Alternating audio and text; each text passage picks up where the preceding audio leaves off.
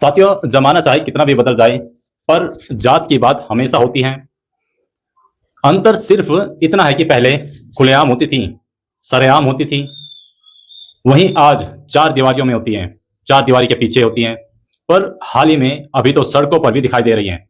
जी हाँ, यूजीसी ने एक बार फिर दिखा दिया है हम सबको कि हम सब अलग अलग हैं, अलग अलग सोच रखते हैं कि भाई तू कौन है, वो कौन है। और आज भी अगड़े पिछड़े की बात अक्सर समाज में, अपने आस पड़ोस में सुनाई देती हैं। हम समाज में अभी भी आज़ादी के इतने सालों बाद ऊंच नीच की मानसिकता को खत्म नहीं कर पाए, वो भी दिखाई देती हैं। हाल ही में 13 जनवरी 2026 को यूजीसी रेगुलेशन के नाम से एक बिल पारित किया जाता है। इसके बाद इस बिल का विरोध किया जाता है, जैसे कि अक्सर बिलों के पीछे कहानियां चलती हैं, विरोध किया जाता है। एक्चुअली इसके अंदर एससी एसटी ओबीसी के साथ होने वाले भेदभाव को रोकने की बात की गई, जो कि यूनिवर्सिटीज कॉलेज के अंदर होता है, उसको रोकने का प्रयास करने की बात की गई। इसके लिए सभी कॉलेज में 24/7 helpline number, equal opportunity centre और कमेटी बनाने की बात कही गई।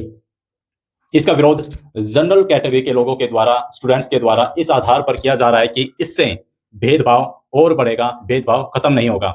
उनको यानी कि जनरल कैटेगरी के स्टूडेंट्स को जबरदस्ती उल्टे सीधे मामलों में फंसाया जाएगा, जबकि जनरल कैटेगरी के लोगों के बीच इस बिल को लेकर इतना डर है कि वो इसके खिलाफ सड़कों पर आ चुके हैं। हाल ही में सुप्रीम कोर्ट में एक पीआईएल दायर की गई, जिसकी सुनवाई हुई और सुप्रीम कोर्ट ने सुनवाई के दौरान आर्टिकल 142 का इस्तेमाल करते हुए इस बिल पर स्टे लगा दिया और वर्ष 2012 का जो पुराना नियम था, कानून था, उसी को कैरी फॉरवर्ड रखने की बात की।